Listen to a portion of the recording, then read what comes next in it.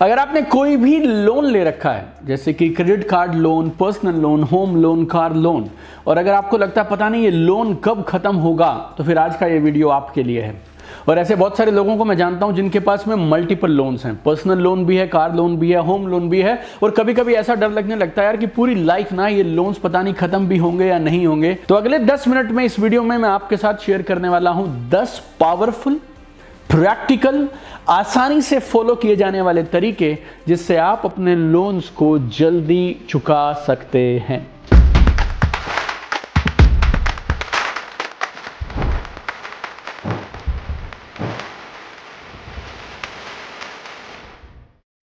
दस के 10 तरीके एक दूसरे से एकदम अलग हैं, लेकिन एकदम सिंपल हैं, और कोई भी इन 10 में से किसी एक या दो को यूज करते हुए अपने लोन्स को जल्दी चुका सकता है।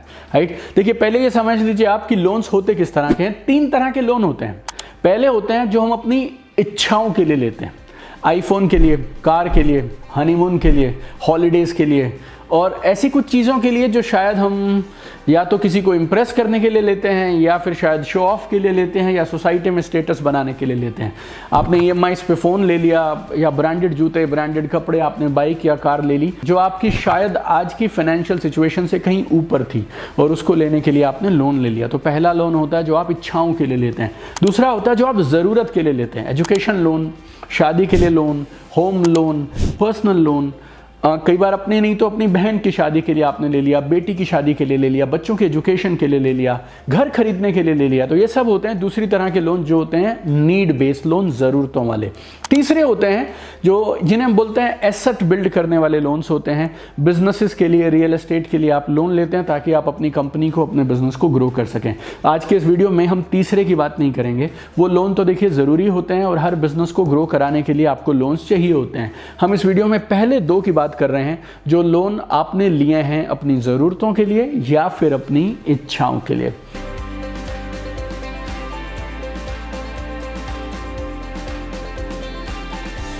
तो इस वीडियो में मैं 10 तरीके आपको बताने वाला हूं जिससे आप अपने लोन को जल्दी चुका सकते हैं। 10 के 10 यूनिक हैं, 10 के 10 को समझ लीजिएगा। और 2 मेरे पास खास बोनस टिप हैं जो इन 10 से भी ऊपर हैं। इस वीडियो के लास्ट में मैं शेयर करूंगा आपसे उन सब दोस्तों से जो लास्ट तक मेरे साथ इस वीडियो में बने रहेंगे। तो जल्दी से समझते हैं। बहुत रिसर्च बेस्ड वीडियो है और आपकी कमाल की मदद करने वाला है। आइए एक एक करके 10 के 10 पॉइंट्स को समझते हैं और अपने इस लोन्स के बोझ को जल्दी से खत्म करते हैं। देखिए पहली चीज है प्रायोरिटाइज लोन्स। इस बात को गहराई से समझिएगा, प्रायोरिटाइज लोन्स। अगर आपके पास मल्टीपल लोन्स हैं तो फिर आपको ये प्राथमिकता बनानी होगी कि किस लोन को पहले खत्म किया जाए, और ये मेनली आप डिसाइड करते हैं उनके अमाउंट के हिसाब से, और उससे भी बड़ी बात उसके रेट ऑफ इंटरेस्ट के हिसाब से। देखिए सबसे खतरनाक लोन होता है जो आप प्राइवेट लेंडर से लेते हैं। मंथली 5%, 7%, 8%, 10% पे लोन ले लेते हैं लोग, और ये जनरली वो लोग होते हैं जिनके पास क्रेडिट कार्ड्स नहीं हैं, बैंकिंग उनकी उतनी अच्छी है नहीं, तो ऑफिशियली वो लोन ले नहीं सकते, तो वो कैश लोन्स ले लेते हैं ये 5-10% मंथली पे। ये बहुत खतरनाक लोन होते हैं। अगर आपने ये लोन ले लिए तो फिर आपका इससे बाहर आ पाना बहुत मुश्किल होता है। तो अगर आपके पास गलती से ये कैश लोन है जो आपने किसी इंसान से या मनी लेंडर से लिया है, तो सबसे पहले आपको उसको ख़त्म कर देना चाहिए। दूसरा लोन जो बहुत खतरनाक होता है और ऑफिशियली जो लोन लिए जाते हैं उनमें सबसे खतरनाक है, वो है credit card loan. Credit card loan पे रेट ऑफ इंटरेस्ट रहता है करीब 30 से 40%, और उसके अलावा भी इधर उधर के कुछ चार्जेस लग जाते हैं। आपको ये लोन बिल्कुल नहीं लेना चाहिए, और अगर आपने ये लोन ले लिया है तो किसी भी तरह से आपको सबसे पहले इसको पे करना चाहिए। तो उसके बाद आते हैं होम लोन, जो आपके लंबे ड्यूरेशन के लोन होते हैं। जनरली अगर आपके पास होम लोन के साथ ये कैश लोन या फिर पर्सनल लोन या फिर क्रेडिट कार्ड लोन है, तो होम लोन को आप साथ साथ चलते रहने दीजिए, लेकिन इन तीनों को आप जल्दी से जल्दी खत्म करें। तो प्रायोरिटाइज करिए, ज़्यादा रेट ऑफ इंटरेस्ट जहां आप पे कर रहे हैं ना, उन लोन्स को आप जल्दी खत्म कर दीजिए। दूसरी चीज़ है प्रिपेयर योर मंथली बजट। आप अपना मंथली बजट ज़रूर बनाइए। अगर आपकी आज स्थिति ऐसी है कि आपको अपनी ज़रूरतों के लिए या इच्छाओं के लिए लोन लेना पड़ा, तो फिर आपको फाइनेंशियल डिसिप्लिन की, आर्थिक अनुशासन की बेहद ज़रूरत है। तो आपके हर महीने का बजट आपको बड़ा क्लियरली बनाना चाहिए। महीने की शुरुआत में आपको डिसाइड कर लेना चाहिए कितना पैसा किस किस चीज़ में लगाया जाएगा, और जहां आपको लगे कि यहाँ पे खर्चा काटा जा सकता है, फिजूल खर्ची बंद की जा सकती है। आप हफ्ते में एक बार अगर फास्ट फूड के लिए बाहर खाने जाते हैं तो क्या वो अवॉइड किया जा सकता है। स्मोकिंग पे, अल्कोहल पे, फास्ट फूड पे, इधर उधर के ब्रांड्स पे अगर खर्चा हो रहा है तो उस खर्चे को आपको काटना चाहिए।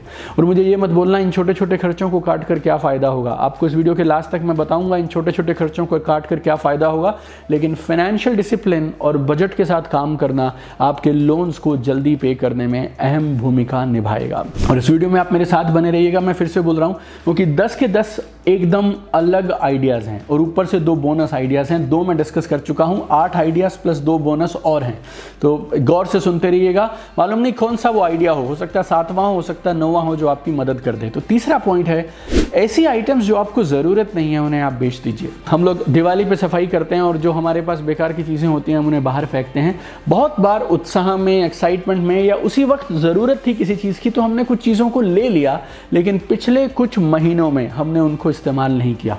लेकिन हमने उन्हें फेंका नहीं ये सोच के कि शायद अभी कभी काम आएगी, शायद एक दिन काम आएगी।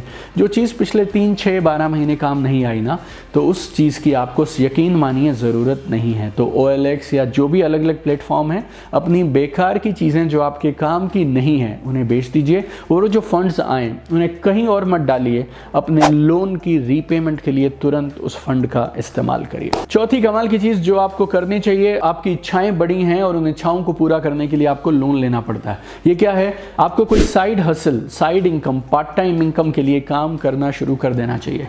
अगर आपकी इच्छाएं बड़ी हैं तो उन इच्छाओं को पूरा करने के लिए मेहनत करिए। बाकी लोग 8-10 घंटे काम करते हैं, आपकी इच्छा बड़ी है तो फिर आप 14 घंटे काम करिए। तो कुछ ना कुछ साइड में अपनी जॉब के साथ, प्रोफेशन के साथ में आप शुरू कर सकते हैं। और कम से कम आप इतना काम कर लें कि आप अपने लोन की साल की 1 EMI एक्स्ट्रा पे कर दें अपनी साइड हसल से। तो अगर आप 12 EMI पे करते हैं ना अपनी रेगुलर इनकम और सैलरी से, तो अपनी साइड हसल से बस इतना काम कर दो कि आप 13वीं एक एक्स्ट्रा EMI पे कर दोगे। आप ये मत पूछना मुझसे 1 एक्स्ट्रा EMI साल में पे करेंगे तो क्या होगा, इससे बहुत बड़ा फ़र्क पड़ता है। आपको 9वें 10वें पॉइंट पर जाकर बताऊंगा। और अगर आपको ये नहीं पता साइड हसल या पार्ट टाइम इनकम के लिए करना क्या है, तो हमारे चैनल पे 2-3 वीडियोज़ हैं जो आपको बहुत सारे आइडियाज़ दे देंगे। ऐसे वीडियोज़ भी हैं जिनमें 20-20 आइडियाज़ हमने बताए हैं, तो उन वीडियोज़ को आप देखें, जो आपको सूट करता है वो अपनी एक्स्ट्रा इनकम के लिए शुरू करें। 5वीं चीज़ जिसको गौर से समझिएगा, क्रेडिट कार्ड का इस्तेमाल आपको बहुत स्मार्टली करना है।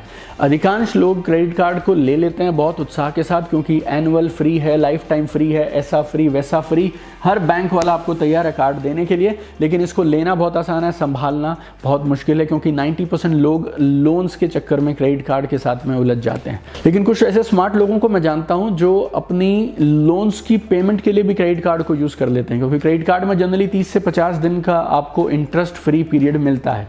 तो आप उस इंटरेस्ट फ्री पीरियड का इस्तेमाल कर सकते हैं। कुछ छोटी छोटी पेमेंट्स आपने कर ली, उसके बाद उन्हें लोन रीपेमेंट के लिए यूज़ कर लिया, और जब इकट्ठी बारी आई आपकी पेमेंट करने की तो वहाँ पे आपने इकट्ठे पे कर दिया। तो जो ये 30 से 50 दिन का समय आपको मिलता है इंटरेस्ट फ्री पीरियड, अगर आप स्मार्टली यूज़ करें इसको, तो इसको भी आप यूज़ कर सकते हैं अपने लोन्स की रीपेमेंट को करने के लिए। छठा आइडिया बहुत सरल है।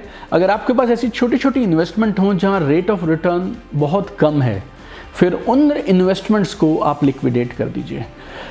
आपने जो लोन ले रखा है उस पर आप 12% का रेट ऑफ इंटरेस्ट पे करते हैं। आपने जो FD करा रखी है उस पर आपको 6% का इंटरेस्ट मिलता है।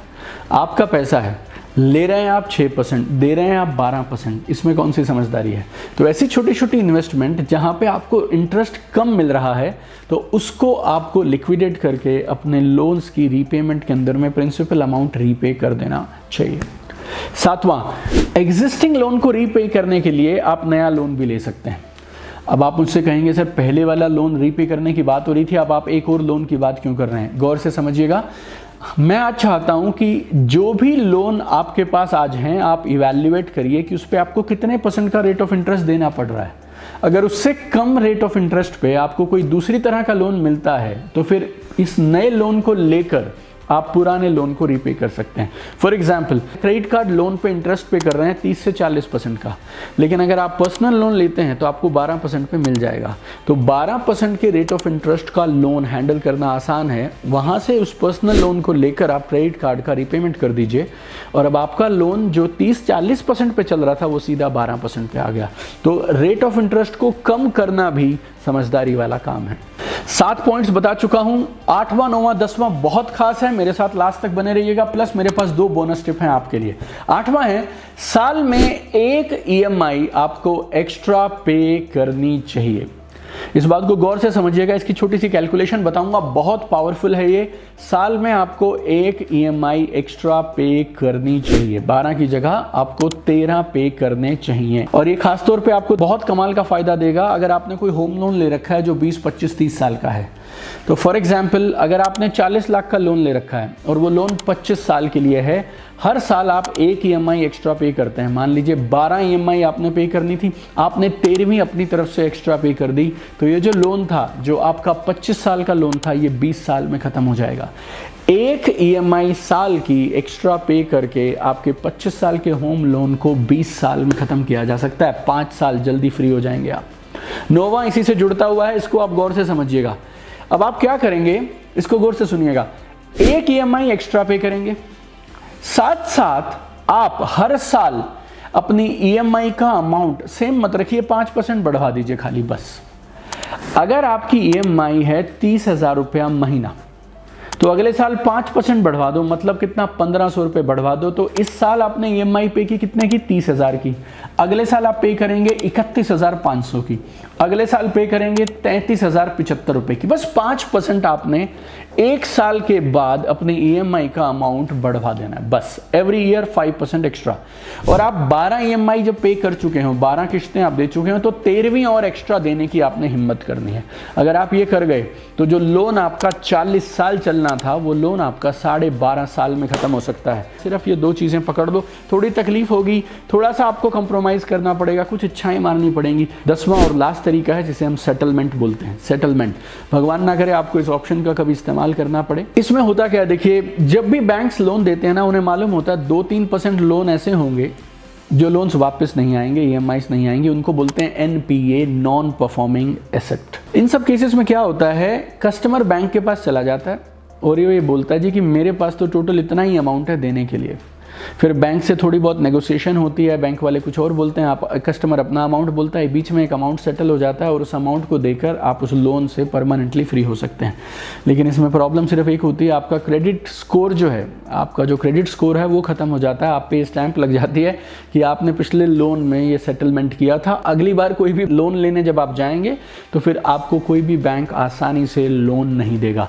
तो ये ऑप्शन आपको तब चूज करना है जब जिंदगी में इसके अलावा और कुछ ना बचाओ, मतलब हालत इतनी खराब है कि अब जीने मरने का सवाल आ गया, then you can use this option. आपको जल्दी से अब 2 बोनस टिप्स बता देता हूं। देखिए, पहला है इमरजेंसी फंड। ये इमरजेंसी फंड क्या है, आपका महीने में जो भी खर्चा होता है उसका 6 से 12 महीने का अमाउंट आपके पास धीरे धीरे करके आप इकट्ठा कर लीजिए, उसको बोलेंगे इमरजेंसी फंड।